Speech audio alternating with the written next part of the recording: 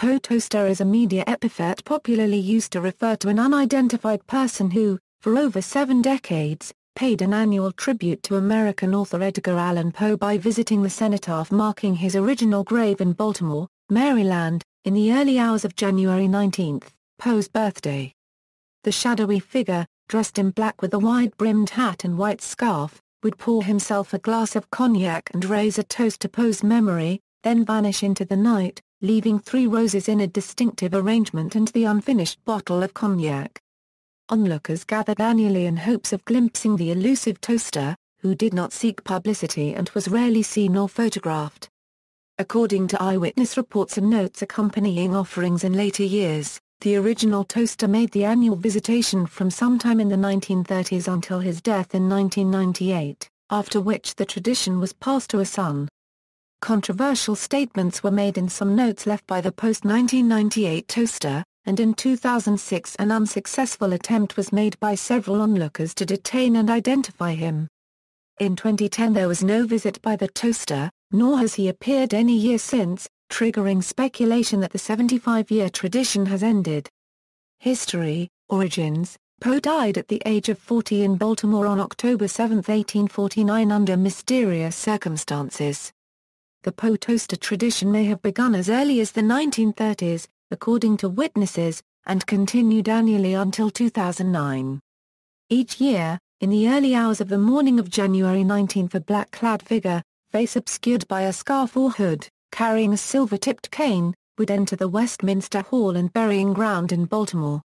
At the side of Poe's original grave, which is marked with a commemorative stone, he would raise a cognac toast and place 3 red roses on the monument in a distinctive configuration, along with the unfinished bottle of Martell cognac.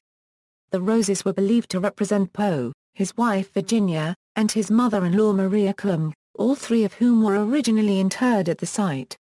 The significance of the cognac is uncertain, as it does not feature in Poe unregistered trademark S works.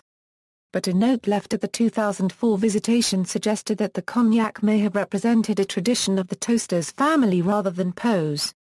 Several of the cognac bottles are kept at the Edgar Allan Poe House and Museum in Baltimore, although the museum has been closed to the public since late 2012. A group of varying sized composed of reporters and Poe enthusiasts observed the event each year. A photograph, reputedly of the toaster, was published by Life magazine in 1990. The notes.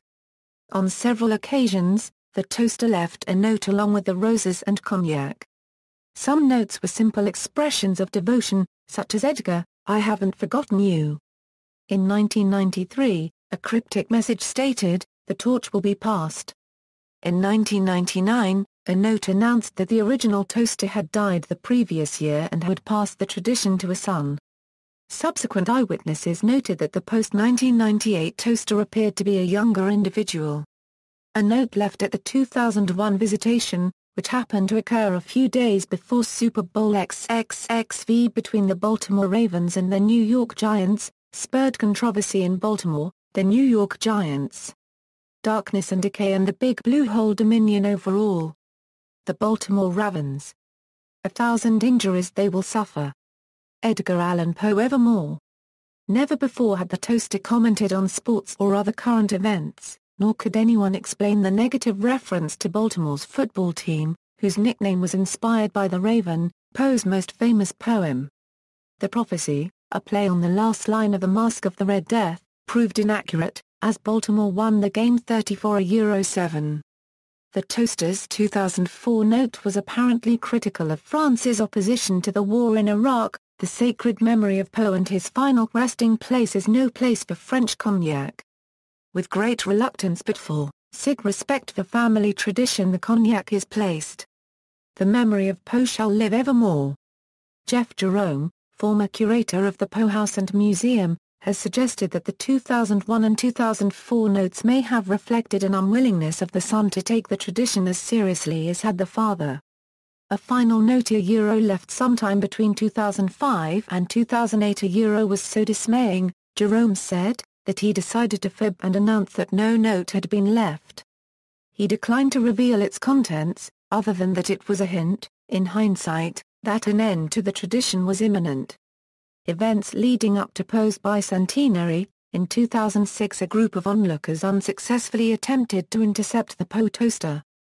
Aside from that incident, spectators, out of respect for the tradition, never interfered with the toaster's entry, tribute ritual, or departure, nor was any concerted effort made to identify the individual. In 2007, a 92-year-old man named Sam Porpora claimed that he had started the Poe Toaster tradition. A former historian for Baltimore's Westminster Church, Porpora claimed that he invented the toaster in the 1960s as a publicity stunt, to reinvigorate the church and its congregation, and had falsely told a reporter at the time that it had begun in 1949. However, reports of the annual visits date from well before the 1960s, for example a 1950 article in the Evening Sun that mentions an anonymous citizen who creeps in annually to place an empty bottle against the gravestone. Porpora's daughter said she had never heard of her father's actions but that it fit in with his mischievous nature. But Jeff Jerome pointed out that the details of Porpora's story seem to change with each telling. There are holes so big in Sam's story, who could drive a Mack truck through them, he said. Jeff Savoy of the Edgar Allan Poe Society also questioned Porpora's claims, but admitted he could not definitively prove or disprove them. While never retracting his claim, Porpora later acknowledged that it was not he making the annual visits. That someone else had made the tradition his own. In 2008, Jerome reported that nearly 150 gathered to observe the toaster's appearance. 2009 marked the bicentenary of Poe's birth. Despite this milestone, the crowd was smaller than in past years, and the toaster left no note. Possible end to the tradition. In 2010 the Poe Toaster failed to appear. Jerome, who had witnessed every visitation from 1976 on, had no explanation, but did speculate that if the toaster intended to end the tradition, the 2009 bicentennial would mark a logical ending point. The 2011 anniversary saw only the appearance of 4 impostors immediately dubbed Poe Toasters identified as such because all 4 walked in clear sight of waiting observers. None gave the secret signal that only Jerome knows, a gesture the toaster predictably made each year at the grave. And none arranged the roses in the unique pattern established by the toaster. The Poe Toaster's appearance sparked controversy, while some preferred that the tradition die a dignified death, others urged that it be carried on, by imitators if necessary. In 2012, once again, there was no appearance by anyone identifiable as the original toaster. Jerome proclaimed the tradition over with. In popular culture, the Poe Toaster has appeared as a character in books, occult documentaries, and other media. The 2001 novel, In a Strange City, by Baltimore crime fiction novelist Laura Lippman features dueling Poe Toasters, one killing the other, during a tragically failed Poe toasting at Westminster Hall and Burial Grounds. The Poe Toaster is the subject of numerous non-fiction occult treatises. More recently, the 2011 audio play The Poe Toaster Not Cometh, by Washington Audio Theatre seeks to explain the Poe Toaster mystery by suggesting the Poe Toaster is in fact a contemporary of Poe's, surviving through the centuries via occult means. See also, Rudolph Valentino's Woman in Black, references. External links. Yes, Virginia, there is a Poe Toaster, Baltimore Sun, 2011-01-26A. Toaster, Knowing Poe, Maryland Public Televisioner.